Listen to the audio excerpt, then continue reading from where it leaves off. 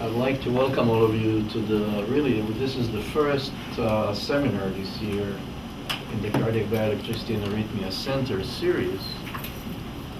And first of all, we moved here.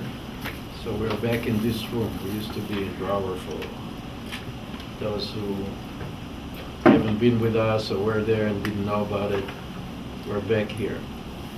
So that's number one statement. The second statement is that when I thought about the seminars, I started to think about maybe broadening it. Typically we had arrhythmias and cardiac electrophysiology. It was at all scales, and it was ion channels and medical treatments of patients. So I thought about it a little bit, and I thought that it might be a good idea to open it beyond just the cell membrane and excitability and ion channels and arrhythmias. Because, first of all, arrhythmias don't happen in isolation. They happen in the setting of many different things, like we'll hear about today, heart failure, of course, and metabolic insults, and metabolic compromises, and all of those conditions. Some of the results of these conditions are cardiac arrhythmias and sudden death, but arrhythmias don't happen in isolation. That's number one. Number two,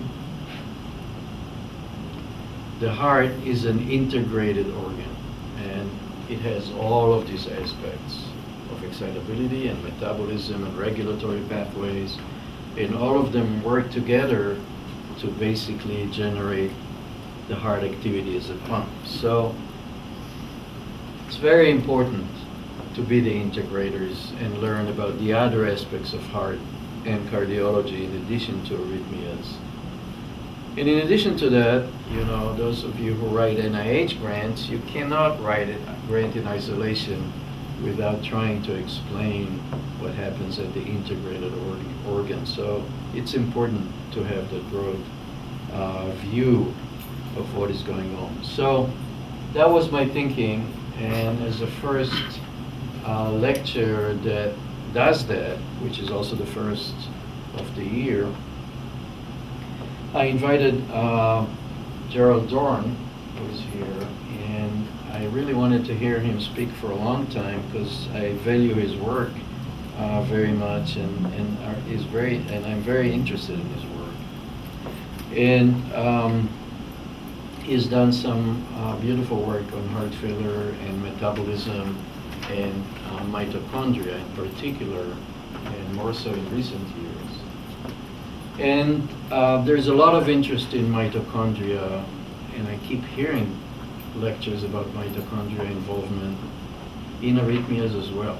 You know, the work of Brian O'Rourke and Don O'Bears and others are now focusing more and more at the mitochondria involvement. So let me briefly introduce Gerald. He really doesn't need introduction in this institution, but he received his MD from the Medical University of South Carolina in the beautiful city of Charleston. It really is a beautiful part of this country. And he held leadership positions before coming here at the University of Texas and University of Cincinnati. And his current position here is the Philip and Sima Needleman, and I know Philip Needleman and Sima very well, professor and director of the Center for Pharmacogenomics here at Washington University in St. Louis. Among some of the activities that he has done, he's received a lot of different honors and so on, and published many, many papers, but just to name two things, he was or is the chair, are you still chair of the study section? No, off study section. Done, huh? Yeah. All right. Happy fellow. The chair, he was the chair of the myocardial ischemia and study section at the NHLBI.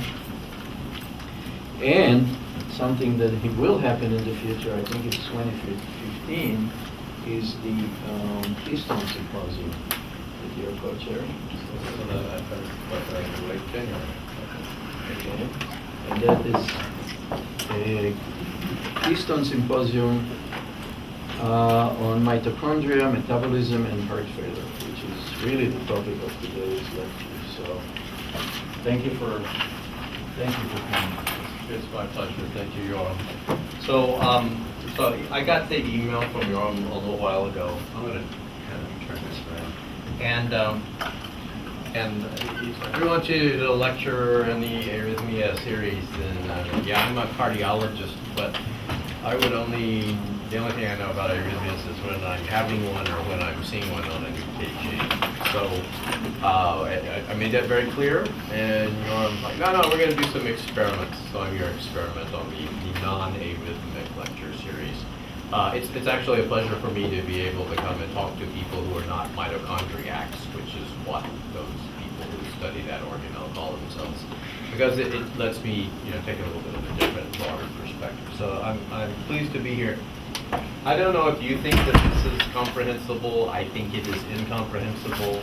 So I'm going to talk today about better everything through better mitochondria. And there's a lot of confocal. Is there a way that I can dim the part? I can experiment. How about if we do that? Yeah. Okay. So, see, I could do engineering. All right. So, better everything through better mitochondria. And what I'm going to talk about has to do with stuff that we hear about in the popular press all the time. Free radicals and oxygen radicals and antioxidants, and so I just pulled this off of a website. I thought it was fairly entertaining because it's pretty much true. It's just kind of bright. So we're going to talk about free radicals, reactive oxygen species, and they're made either externally or internally, including by mitochondria. And then mitochondria, if they make free radicals, they get sick and then tend to make more free radicals. And so we want to get rid of the free radicals, or at least the popular press does. And so they say, let's use antioxidants. So we'll kind of get into that. So I thought you might be interested in seeing a couple of men who are actually older than I. This is Denham Harmon, who's been nominated for a Nobel Prize 6 or 7 times. It was his idea, shortly after he graduated from medical school, that maybe reactive oxygen species were the cause of aging. And that was the original idea back in the mid-50s, which is before I was born, that has engendered this multi-billion-dollar industry of antioxidants, and there's like creams that you can prevent wrinkles now because they're antioxidants. It's everything. And he's talking to Michael DeBakey, who some of you may have heard of, who's a very, very famous cardiac surgeon, perhaps kind of the originator of the field of cardiac surgery. And both of them were in their 90s when this conversation took place. So the original notion back in the 50s was that reactive oxygen species were bad. And then subsequently, the same guy, Harmon, refined this and said, it's the mitochondria that are generating the reactive oxygen species. So aging is really a disease of the mitochondria. And that has subsequently been refined as to that there are other diseases. So this is the way that because I'm a cardiologist, so I tend to reduce things down to simple concepts. This is the way that I understand the free radical hypothesis. This is a mitochondrion, schematic depiction of a mitochondrion, and you can tell that it's a happy mitochondrion for 2 reasons. One is because it has a smiley face written on it, but the other one is because I labeled it green.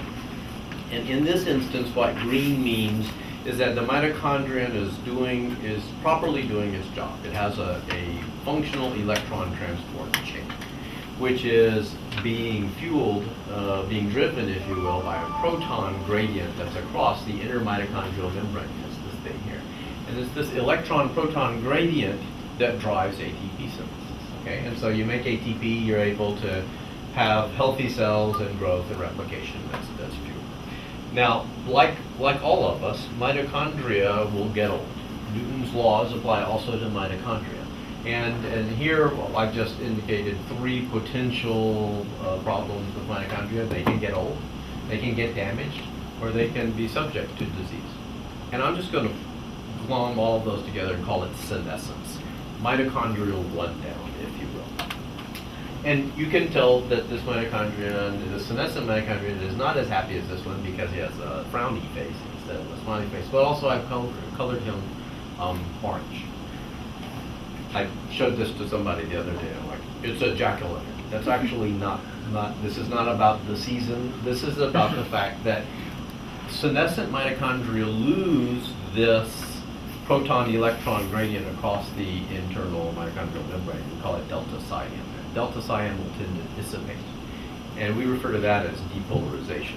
And we use a color change to indicate depolarization because there are dyes that require this gradient in order to fluoresce in mitochondria, and I'll show you some of that. They actually change color under the confocal microscope. So this is an unhappy mitochondria, and when you get a senescent mitochondria, different things happen with the oxygen. Because you've got an electron leak out of the electron transport chain, it can be prematurely donated to molecular oxygen to generate reactive oxygen species. And as we all know, reactive oxygen species are bad. They're bad for DNA, they're bad for proteins, they're bad for cell membranes, which are made of lipids. Because the mitochondria are generating the reactive oxygen species, because that's where the electrons and the oxygen is, mitochondria are especially susceptible to ROS-induced damage. And so that sets up a vicious cycle where a damaged mitochondria will then tend to undergo further damage and then perhaps to spread that damage as a form of mitochondrial contagion. So we actually have all of these industries that have been developed in order to fight this putative biological damage. I was amused in putting this together to see that there is a red wine. It's like Vida Ultra or something like that. It is being marketed as the most powerful antioxidant red wine. And you know, there's vitamins and there's fruits and vegetables. Personally, I would prefer going the red wine route than the fruits and vegetables route, but to each his own. Green tea and whatnot. But the body also has its own antioxidant finding mechanism, and that consists of a couple of enzymes, superoxide dismutase and catalase. And the job of superoxide dismutase and catalase is to contain or inhibit these reactive oxygen species, and that's a good thing because it breaks this vicious cycle. But what I'm trying to illustrate here is that it does not correct the problem. Because you have suppressed or eliminated or sponged up the mitochondrial-derived ROS doesn't mean you fix the original problem, which is that your mitochondria are getting old and run down. So the body has a different way of doing that. This is why I believe that SOD and catalase and antioxidants will never actually fix your problem if your primary problem is mitochondrial rundown. The body says, okay, well, what we need to do is identify the senescent mitochondria, polarized mitochondria, and we need to get rid of them. And they do that through a process called mitophagy, literally eating mitochondria.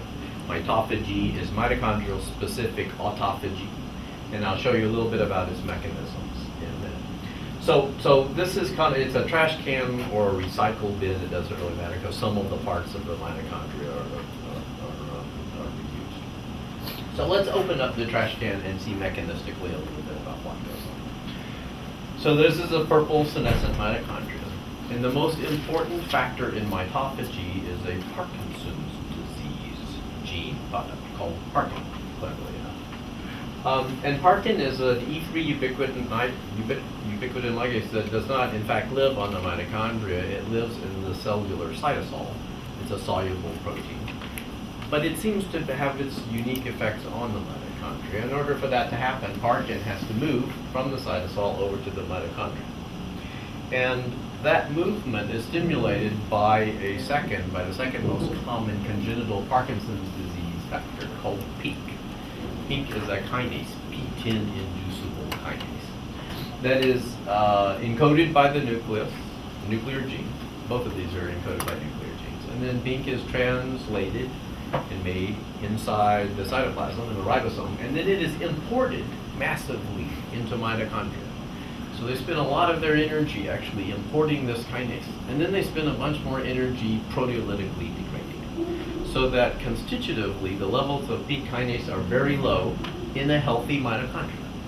But if you then become a senescent mitochondrion, something happens to the proteolytic degradation system and peak begins to accumulate. So then you get pink signaling, and has been known for some time now that pink talked to Parkin and told Parkin to leave the cytosol and come over, and then Parkin polyubiquitinated the proteins on the outer mitochondrial membrane here, and then through a series of chaperone proteins it recruited the autophagosome, and as you saw, the autophagosome is the de facto trash can. That's the recyclable. It eats the mitochondria, then transfers it to a lysosome, and then the lysosome degrades it and either gets rid of the feces or recycles. So a little bit more history here. This is an example where science was driven by clinical findings. We've understood the genetics of Parkinson's disease for a lot longer than we've understood the molecular biology and biochemistry. The Parkin gene was first identified as a cause for Parkinson's disease back in 1998.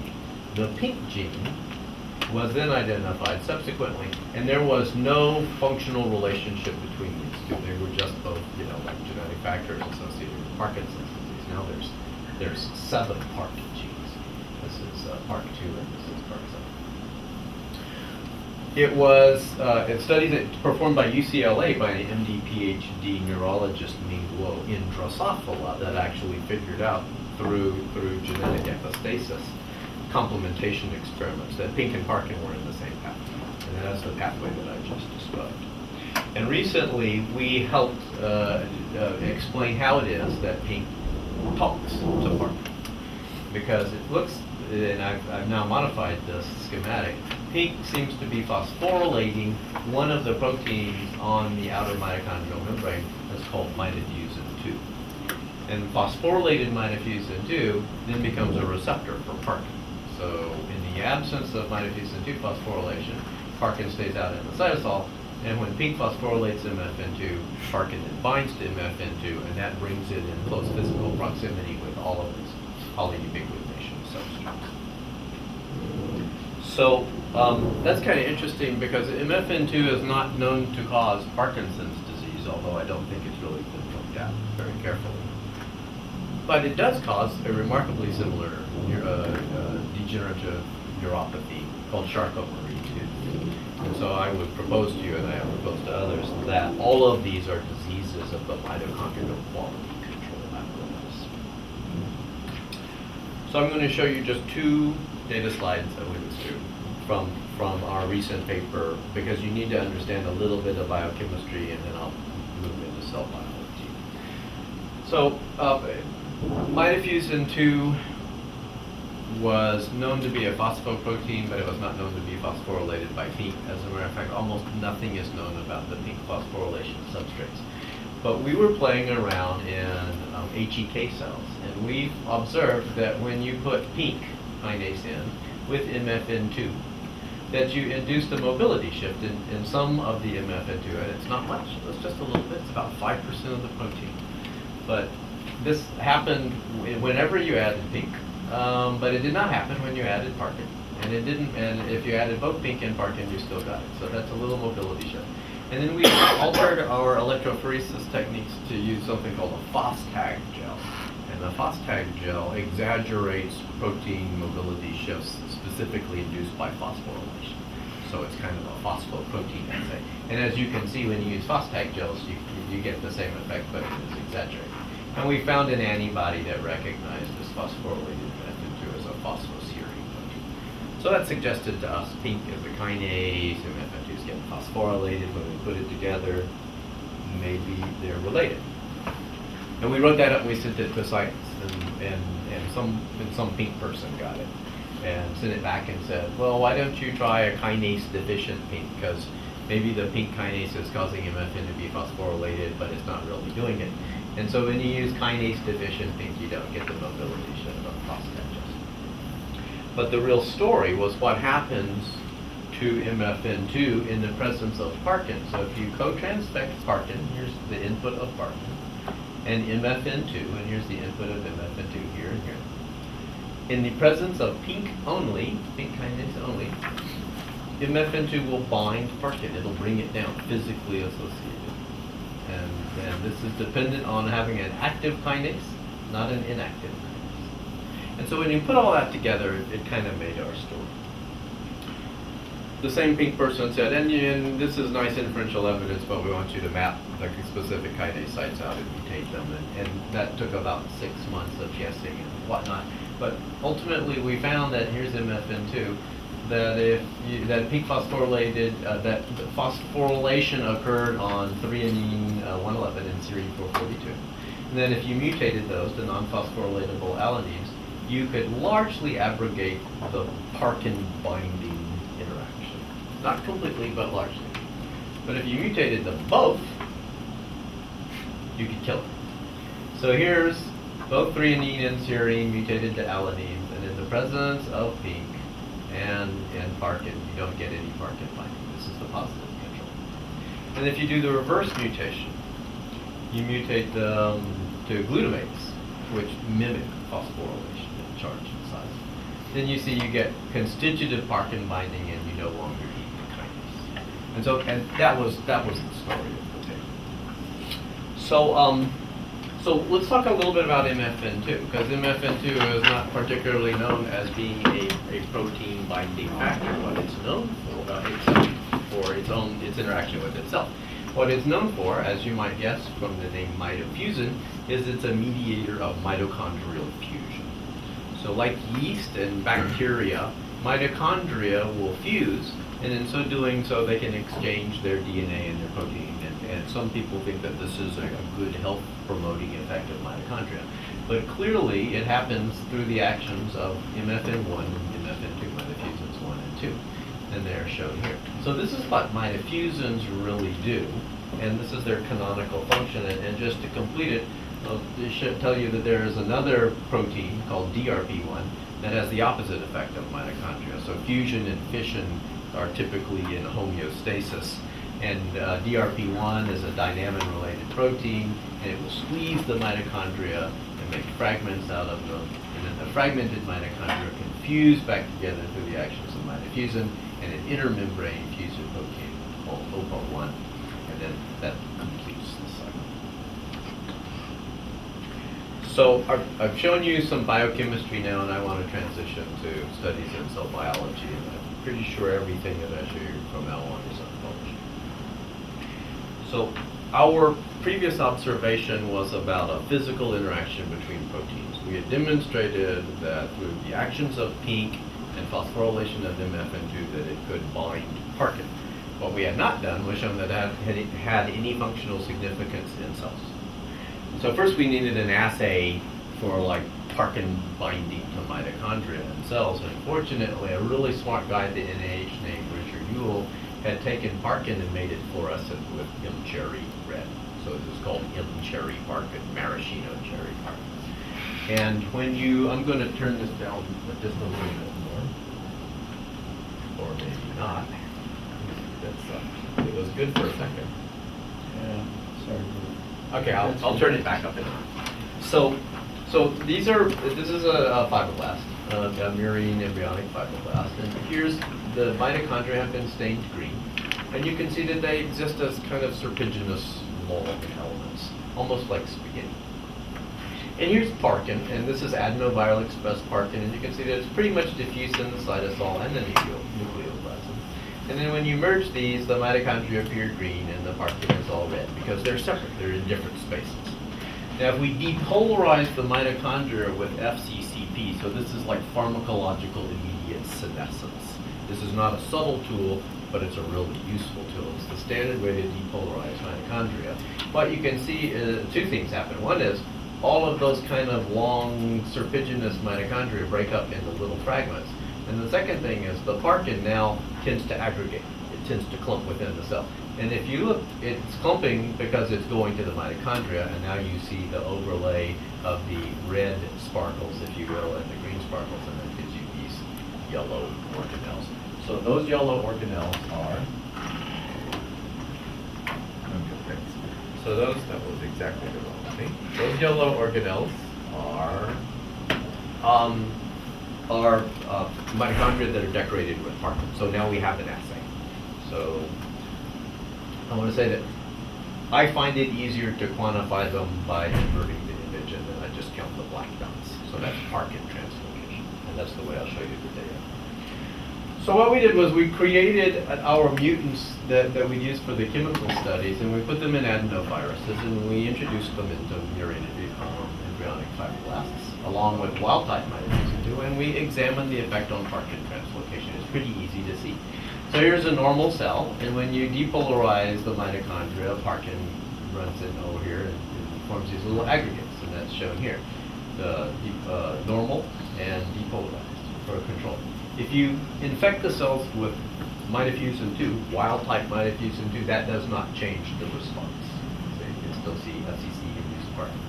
If you infect them with the EE mutant, the pseudo-phosphorylated mutant, you get constitutive parkin aggregation. So that's shown here. And then continued a little bit more increase with FCCD.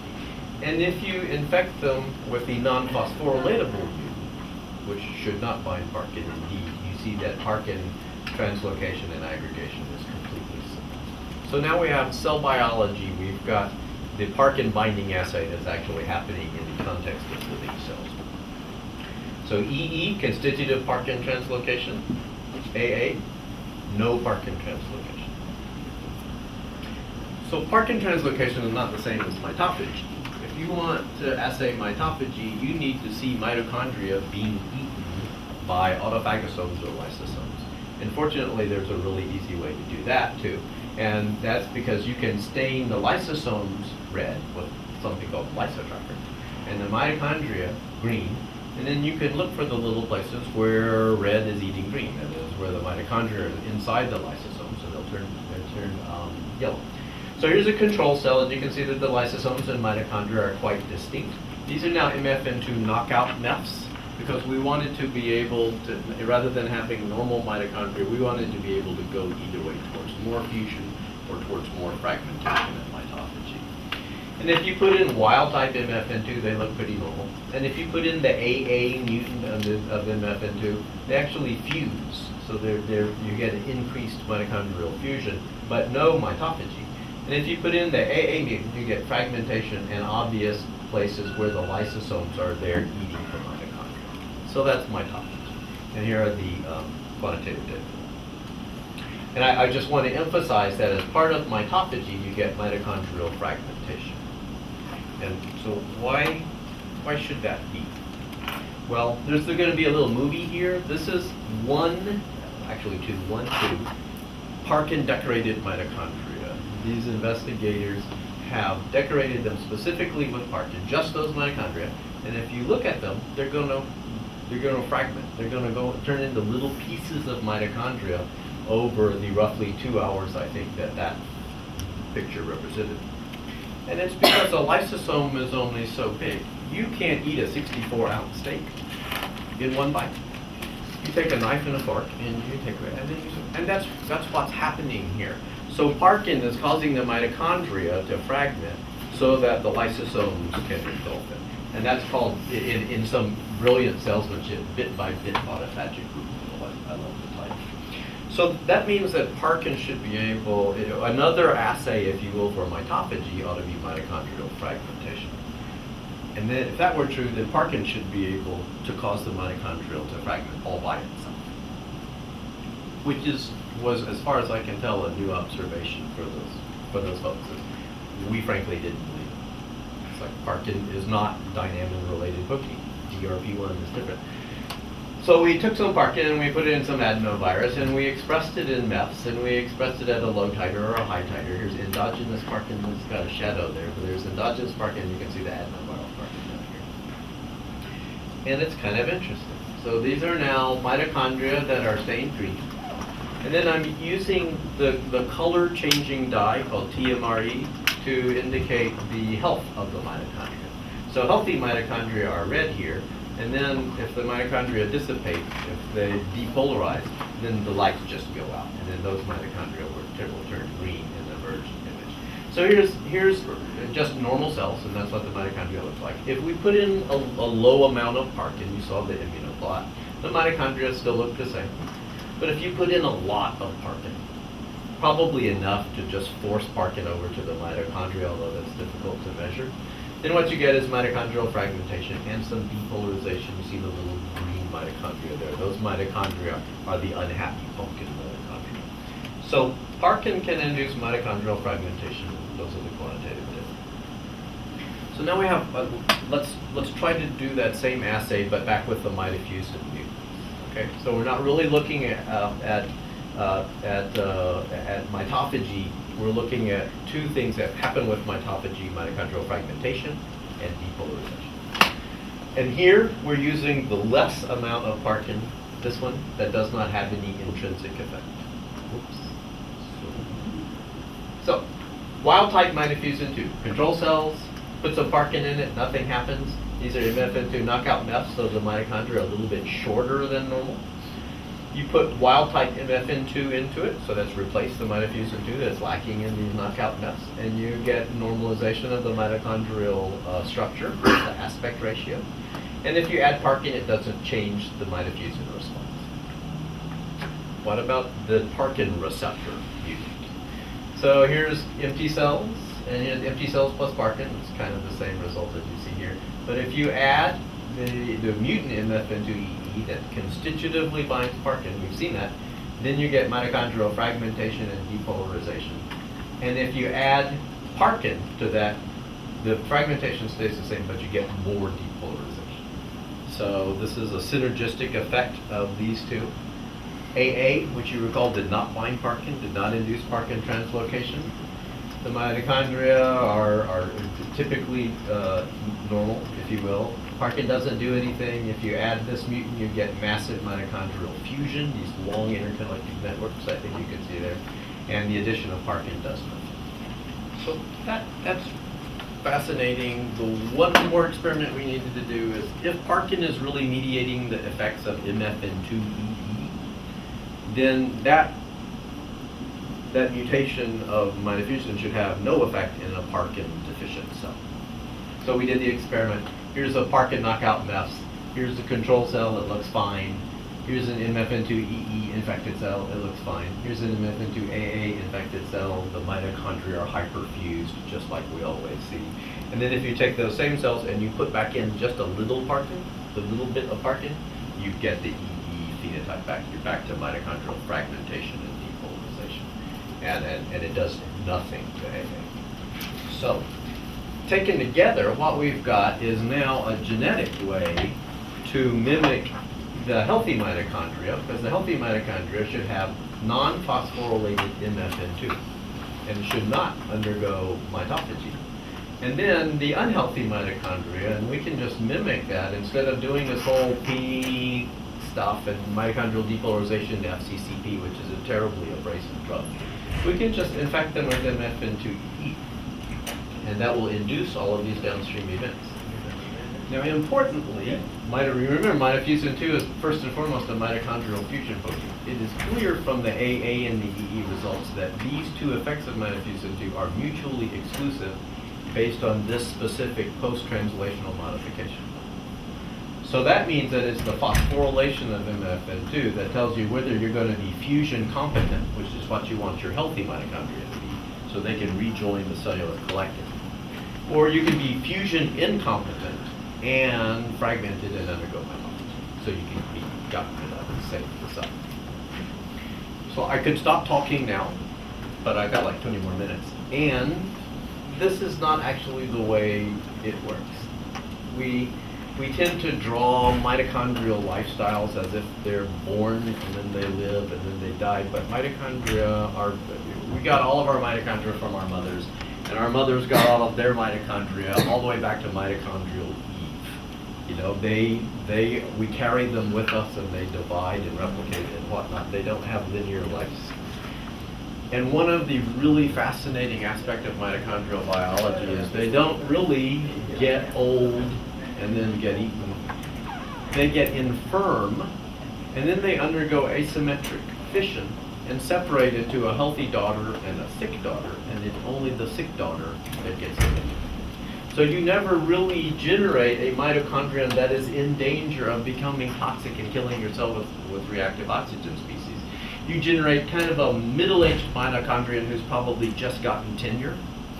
And then that mitochondrion kind of divides itself into a highly productive postdoc or graduate student and like a senile old speaker. And so this, how the asymmetric division works is a complete mystery, but it's very clear that it does.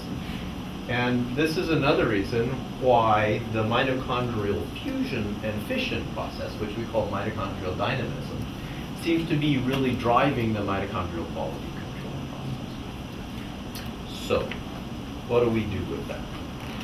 Well, I'm a cardiologist, and the heart disease is not part of Charcot-Marie-Tooth syndrome, and heart disease is not part of Parkinson's disease. There's some epidemiological stuff, but maybe it's just people who get Parkinson's disease. No. Now, nobody's really looked for it. You haven't taken the subset of people with Parkin mutations in Parkinson's disease and then analyzed them for cardiomyopathies. That experiment is yet to be done. They do all have skeletal myopathies, however, and their mitochondria and their skeletal muscle are all abnormal. So I think they've got heart disease. But since I don't have access to a lot of Parkinson's disease patients, we built some mice. So let me show you what happens. Oh, let me also say, I've shown you a lot of pictures of long mitochondria. That's not what mitochondria look like in the heart. They look like little balls, just like they're drawn in the textbooks. And so that means that mitochondrial fission and fusion probably don't have a lot of relevance to the heart. So, you know, because all the mitochondria look like this. They really do. I'll show you some pictures of them. I wanted to bring you back to this picture because I'm going to start showing you what happens when you manipulate these proteins inside of mouse cells. And looking at mitochondrial size is just a really easy thing to do. So like if we eliminated mitochondrial fission by knocking out DRP1, specifically in the cardiac myocytes of an adult mouse, because if you do it earlier, it's lethal, then what we would expect is that the mitochondria would start to look more and more like this, right? Because you still have fusion, but you don't have fission. So you would have unopposed fusion and big mitochondria. We didn't know what would happen with mitophagy. Likewise, if you knock out both MFN1 and MFN2, both of the outer membrane fusion proteins, then the mitochondria will not be able to fuse, and consistent DRP-mediated fission will give you a lot of very small mitochondria. That is the prediction. So, so we've done that, and let me just show you some brief mouse genetics. We're using a modified estrogen receptor Cre fusion protein that we can turn on with tamoxifen. So we can grow mice who have floxed alleles of either DRP1, the gene is called DNM1 in the mouse, or MFN1 and MFN2, and a cardiac myocyte-specific promoter that drives a drug-inducible creep, which means the mouse is completely normal until typically 8 weeks of age, when we give it tamoxifen, and then we can induce its gene recombination event, in this case a knockout, only in cardiac myocytes of the adult. And it works pretty well. Here's 3 weeks after tamoxifen, here's 6 weeks after tamoxifen. You can see that the DRP protein is largely gone. The protein that's left is likely in non-myocytes of the heart, fibroblasts and whatnot. MFN1 and MFN2, the other proteins of interest, are not modified, are not changed in this mouse. When you do the reciprocal experiment to knock out the fusion proteins, you get rid of them, but you do that without affecting DRP1. So it's a very clean system. It's really quite gratifying. Remember what I told you would expect. If you knock out the fission protein, the mitochondria ought to get larger. Try to make it. Hey, the mitochondria ought to get larger, and they do. And here's some flow cytometry showing the same thing. And if you knock out both fusion proteins, the mitochondria ought to get smaller, and they do. And here's some flow cytometry showing the same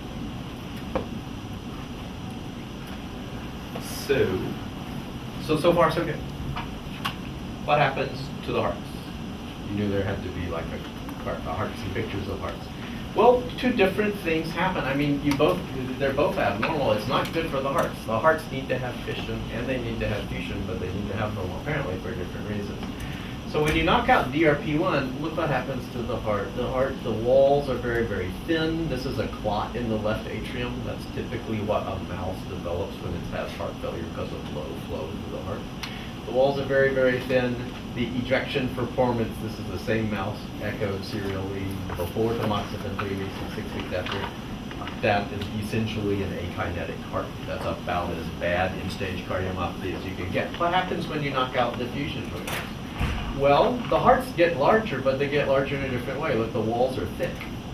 This is actually eccentric hypertrophy. And I don't know where I have the data or not, but the cardiac myocytes themselves get very, very large. And the hearts are not normally contractile, but they're not in-stage cardiomyopathy either. So it's a different disease. And here are those data, the cellular data. In the dilated cardiomyopathy, you get massive fibrosis, which typically means that cardiac myocytes are dying and being replaced. And indeed, if you look at the cardiac myocytes, the wheat germ and glutenin just shows you how big they are, because these are in cross-section. And then what Moshi has done here, she's injected the mice with Evans blue, which is a vital dye. And so if your cells are alive and healthy, they will exclude it. But if they are undergoing necrosis, they will not exclude it, they will incorporate it. And under the ultraviolet light, Evans blue fluoresces red. And these are myocytes undergoing necrosis. In the same experiments, in the eccentric cardiomyopathy, my diffusion deficient mouse shows no evidence of fibrosis and no evidence of cardiomyocyte dropout. So those cells are still alive. So what's going on? Remember, we did this to look at mitophagy. So there are ways to measure mitophagy in vivo. They're not as cool as watching the lysosomes eat the mitochondria, but you can kind of get there. For example, you can look at autophagosomal proteins that end up in the mitochondrial fraction when you do subcellular fractionation. And that's what we've done here. So here's P62, which you've seen show up on some of my slides, and LC3, and both of these are autophagosomal proteins or chaperones, tethers. And you can see that in the DRP1 knockout mouse, in the mitochondrial fraction, that these proteins are really quite abundant. And that was not the case in the MFN2 double knockout. There's a little bit more of them there, but not so much. And then this is a mitochondrial stress marker, FGF21. This is not a mitochondrial fraction. This is just in the proteins. In fact, that's a secreted protein, FGF21. You can see the differences here. So mitophagy is preferentially turned on in the DRP1 knockouts. Well, that's interesting. What's happening with the unfolded protein response? We use the unfolded protein response in mitochondria as an index of mitochondrial damage. It's kind of like a clock of senescence. If there's a lot of UPR ongoing in the mitochondria, that means they've got a lot of abnormal proteins. And so in the mitochondria that are undergoing lots of autophagy, you don't see any accumulation of unfolded proteins. But in the mitochondria where the autophagy seems to be inhibited, you do see increased accumulation. So this is a reciprocal defect. Increased quality control in the DRP1 knockout, decreased mitochondrial quality in the MFN2 knockout. So I really wanted to measure mitophagy in vivo, and that's the best that we could do. So we had to go back to an in vitro system.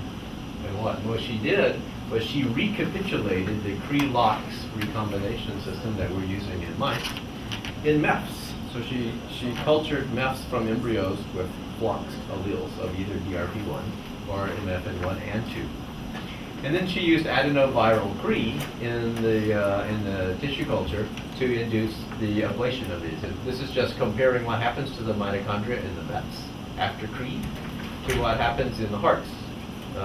And so here, bigger mitochondria after you knock out DRP1. Here, longer, more interconnected mitochondria after you knock out DRP1. This happens in 3 to 6 days, and this, remember, took 3 to 6 weeks. So it's a really cool system. And the same thing for the MEFs. Remember the fragmentation of the mitochondria in the MFN1, MFN2 null hearts. And here you get fragmentation of the mitochondria in the MFN1, MFN2 double null MEFs just a few days after addition of Cre. So now we have a math system that we can manipulate genetically just like we did the mouse heart. And we can start looking at mitochondria. We can do the same thing. Here's the Parkin aggregation assay. Here the Parkin aggregates are bright instead of dark. But I think that you can see that after you add Cre, you get lots of Parkin aggregation. And this is associated with increased mitophagy. So here's the Parkin, here's the quantitative data over time. And here's the little mitochondria that are getting inside being eaten by the lysosomes. And here's the quantitative data over time. What happens in the MFN deficient cells? Nothing. Focus. And that's what you would expect because they don't have MFN2, and MFN2 is the receptor for Parkin. And so Parkin can't get to these mitochondria because there's no MFN2 there, right?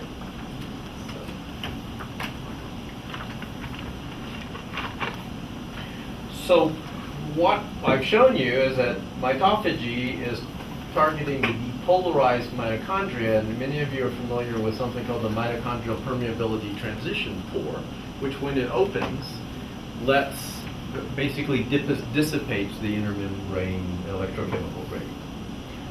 And it depolarizes the mitochondria. So opening of the MPTP is a mechanism for mitochondrial depolarization. And the MPTP is subject to both genetic and pharmacological inhibition. And so in an experiment that looks a lot like that previous one, here's the DRP1 null MEFs.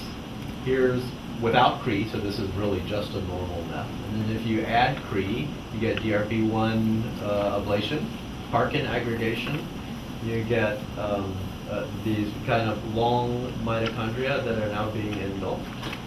And then finally, if you add cyclosporin A, which is an inhibitor of the MPTP, you still get mitochondrial elongation, but you no longer get an increase in mitophagy. And this is the summary slide that just completes the circle, because I told you could genetically inhibit the mitochondrial permeability transition pore, and we do that by knocking out cyclophilin D. And so if you take the cyclophilin D knockout mouse, no MPTPs in the mouse, and you breed them back to the conditional DRP1 knockout mouse, and then you do the whole experiment over again because the mouse lines are a little bit different. You got to do all the controls. You get a rescue. And so here's the DRP1 knockout, different heart, still has a clot in the left atrium.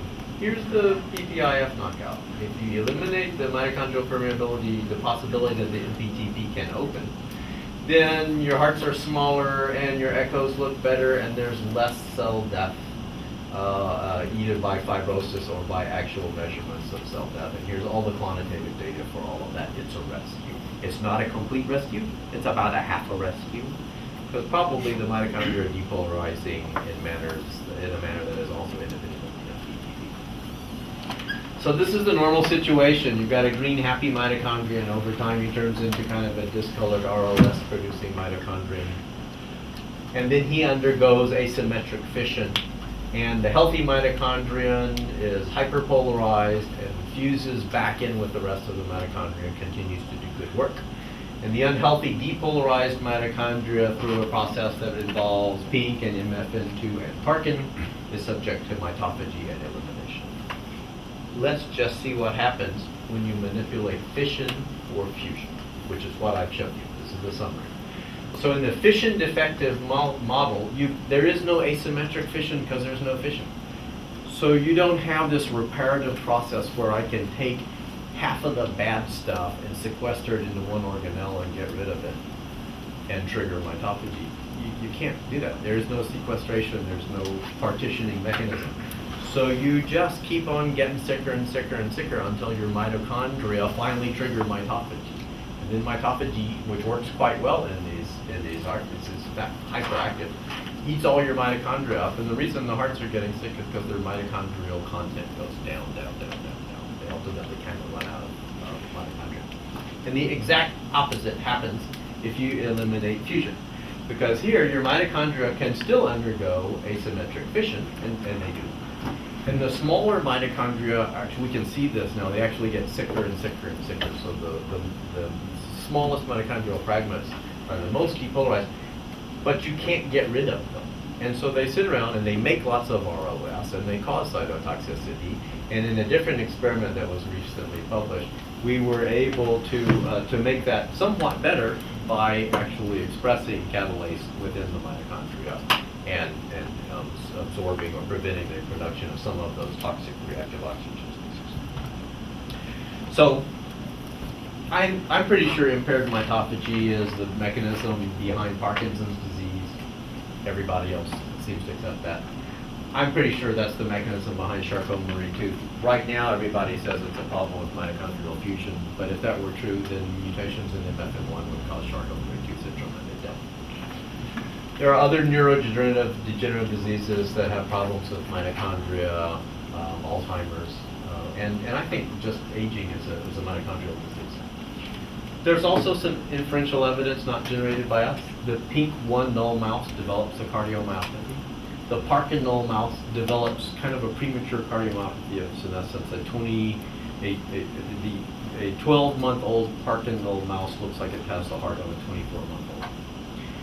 I showed you the data, or some of the data relating to MFN2 mol, and we've now overexpressed the non-Parkin binding mitofusin 2 in the mouse heart, and it develops just a really aggressive cardiomyopathy. That's not published. And then there's the human cardiomyopathy of aging, and probably post-ischemic cardiac dysfunction too. So my laboratory makes a lot of mice, and I mean we have generated the entire marine molecular biology toolkit for these studies. And it's really good projects, and we publish pretty good papers. But it's not really translatable. I graduated from medical school in 1981. I'm still waiting for gene therapy to save the day. They were telling me at graduation, gene therapy. Yeah. Maybe before I retire. What we need is drugs. And so I want to show you just a couple of slides of something that we've done that's really cool. We read this paper from a few years ago, buried in PLOS1, that suggested that the two proteins I talked to you about, DRP1, which causes fission, and MFN1 and 2, MFN2 particularly, which causes fusion, actually interact, physically interact on the mitochondria. And in such a way that DRP1 might actually promote fusion. Nobody believes this. Even now, when I talk to the mitochondriacs about this, they start, this is where the tomatoes start getting from. But if it were true, it would work something like this. Here's mitofusin 2. It's got a DTPase domain. It's called the first heptide repeat. It dips down into the mitochondria. There's a cytosol out here.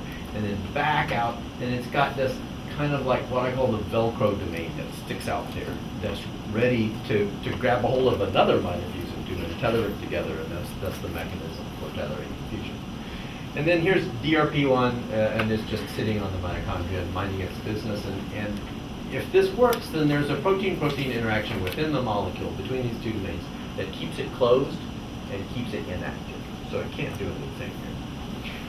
And then DRP, according to these guys, DRP1 will sit down next to it, and then this protein-protein interaction will kind of, it will divorce itself from the intramolecular interaction and develop a new relationship with DRP1, and that opens the molecule. And then that permits it to interact in trans with another molecule on a different mitochondria. So we considered that if this were true, and if we could identify the domains that were forming these intra and intermolecular bonds, then we could develop activating and inhibitory peptides. And we have done so. This is just some quantitative data that shows you that we took within that HR1 domain 3 separate peptides, each of which we mutated 2 different ways with the incorporating of proline, which will kink it, or glycine, which will give it a lot of mobility. And when we put them all into adenoviruses and we introduced them into all sorts of different types of deaths. And this is just the initial screening that Guohua did. And what I want to show you is that this is aspect ratio. Here's normal. So we have one peptide here, which seemed to be a pretty good fission inducer. And because it also depolarized, that means it was turning on mitophagy. Then we had another one which we didn't have very much hope for, but it might have induced a little bit of fusion, but certainly not as much as in FN2. But this was a big screening, and then we went back and we did the experiments for real. And so when so here's a normal looking cells with their mitochondria. if you put the whole first peptide repeat that I showed you, 88 amino acids, it's a pro-fusion molecule. So it seems like it's getting inside and opening up MF2. If you take a 17 amino acid fragment of this, without any mutations, it actually has no activity. It looks just like this. But if you substitute one of the amino acids with a glycine, it gives you something that you've seen pretty often now, which is mitochondrial fragmentation and partial depolarization. There's a different amino acid, which the wild type version, peptide, the wild type version looks like that, but the gly has the opposite effect. I think it's pretty obvious that this is inducing mitochondrial fusion compared to that. And then here's wild type MFN2, which is your pro-fusion control, positive control. So what does this mean? Well, this means that we have a drug that we can use to now manipulate mitochondrial fission and fusion and mitophagy the way we were doing genetically. That was myocytes, or that was embryonic fibroblasts. And what we are working towards right now is instead of using adenoviral encoded peptides, because we built them small for a reason, we're conjugating them with TAP, so you can just pour them on cells and then they will become incorporated, and that's a real drug. We've done stuff like this before with protein kinase C, and it's made it to clinical trials. And so Moshe's got IPS, human iPS-derived cardiac myocytes up and going in the laboratory. And those are useful because they have, here's an undifferentiated cell. So you see the mitochondria are long. It looks just like a fibroblast because it's a fibroblast.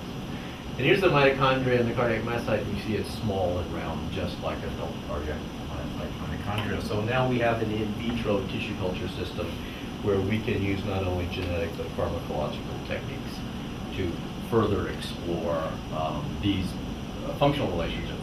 And frankly, we're working towards therapeutic agents. So I want to thank you very much. I'd like to acknowledge Moshe, who did all the DRP1 and MFN2 double knockout work, and Rohua, who did all the work with the peptides that I showed you, and a lot of the in vitro AA and EE work. And Poonam, who's still in the laboratory, and Yen Chen, who finished up last year, have also contributed to some of this work. And thank you for your attention. I'll answer questions.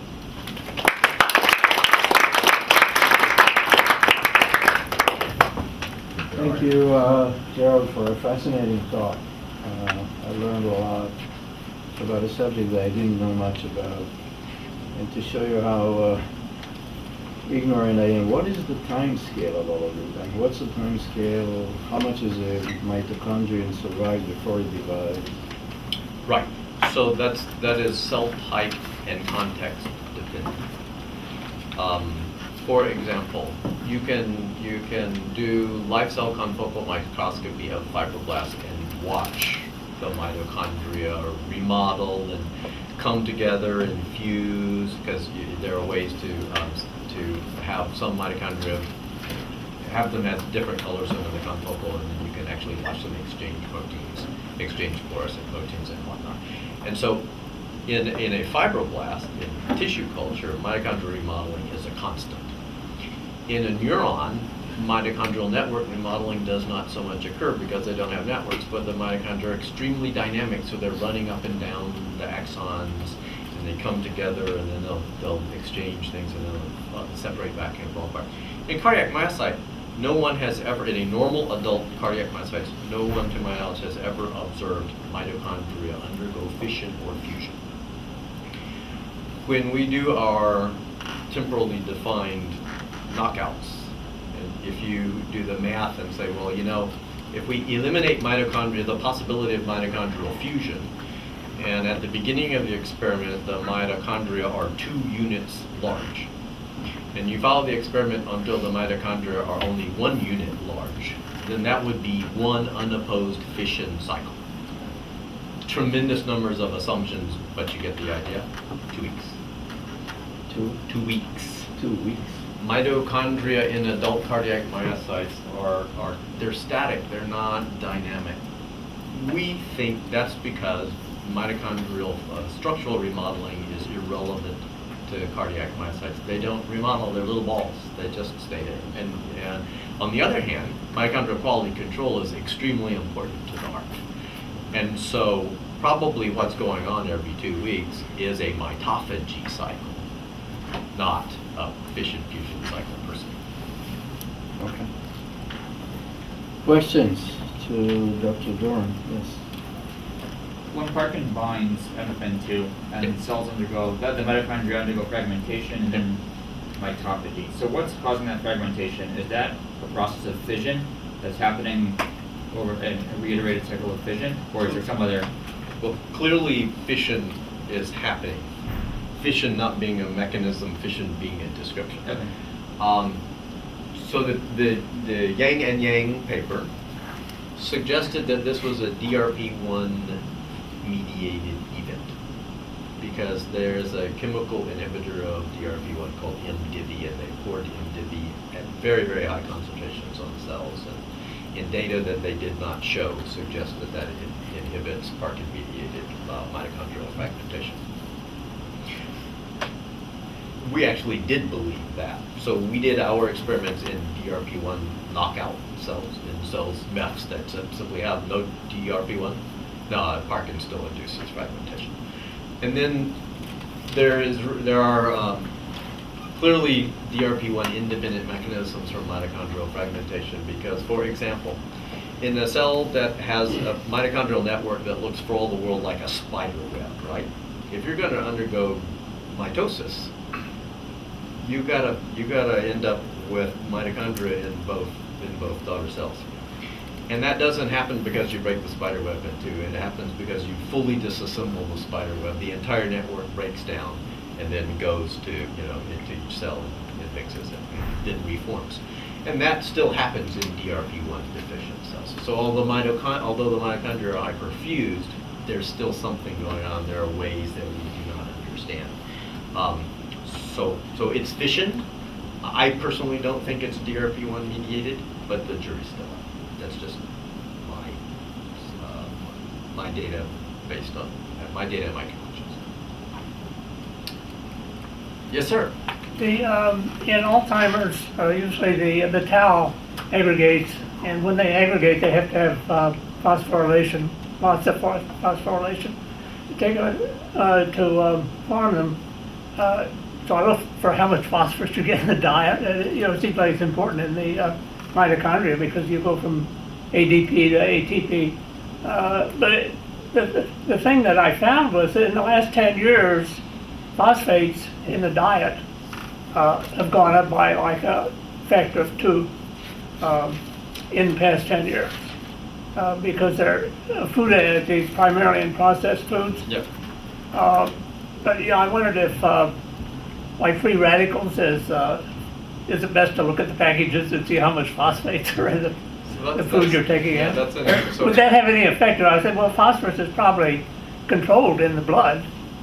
Well, certainly phosphorus is. So phosphates are used as preservatives in virtually all of the meat that we buy that's not fresh. And then, I drink like 80 ounces of Diet Coke a day, and I get my phosphoric acid in boluses.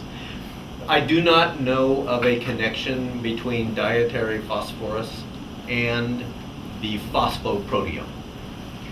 Because if you have good kidney function, you're going to be able to maintain this. And actually, a lot of the phosphorus that you ingest binds calcium. So when you drink a lot or eat a lot of phosphorus, actually what you're doing is leaching a lot of calcium out of your system. And the calcium may have effects on, calcium is also very important for mitochondrial function. But I also do not know of any established relationship between dietary phosphates and reactive oxygen species. That hasn't hit my radar. We used to call Alzheimer's disease old-timers disease. All right, sir. So, is there an opposite of mitophagy that the mitochondria is regenerated? Mm-hmm. And how is the regeneration work? So there is an abundant literature on mitochondrial biogenesis, and I'm relatively new to this field. So we started studying mitochondria because we studied apoptosis, and I just always was confused by how people, really smart people, would sit around and they would talk about mitochondrial biogenesis, like new mitochondria, were being made. Trust me, new mitochondria are not being made. Mitochondria are just replicating. And, however, they are constantly requiring spare parts. So what mitochondrial biogenesis is really a nuclear genetic program to turn on through PGC1 alpha and all the rest of those transcription factors, the part of the mitochondrial genome that has been exported to our nucleus. So there are about 1,000 mitochondrial proteins. The mitochondria makes 13 of them, and its own ribosomal RNA and some transfer RNA and stuff. But the rest of the mitochondrial genome exists in our nuclear genome, copied multiple times over. So what mitochondrial biogenesis is spare parts bin.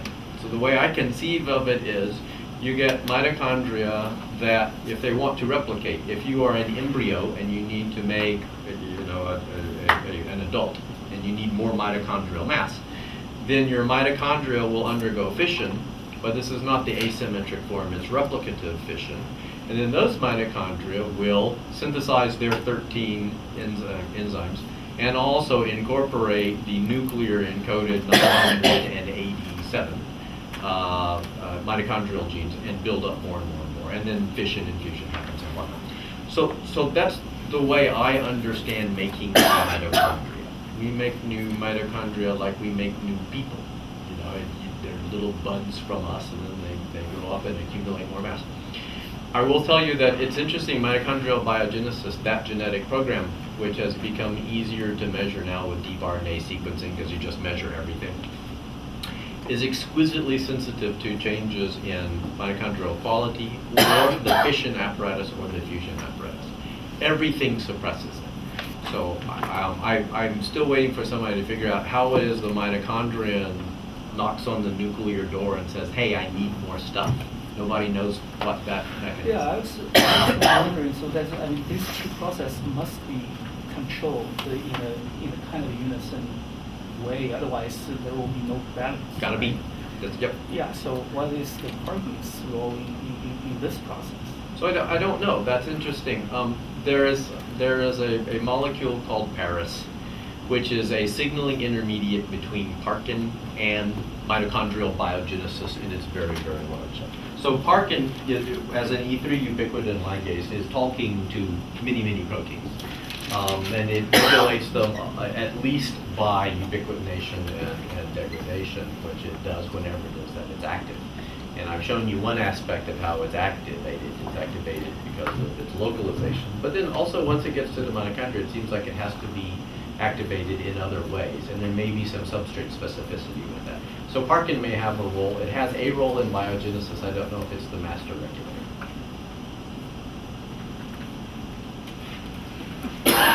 Thank you all for your attention. So before anybody leaves, two little announcements. First of all, we have a reception upstairs above us.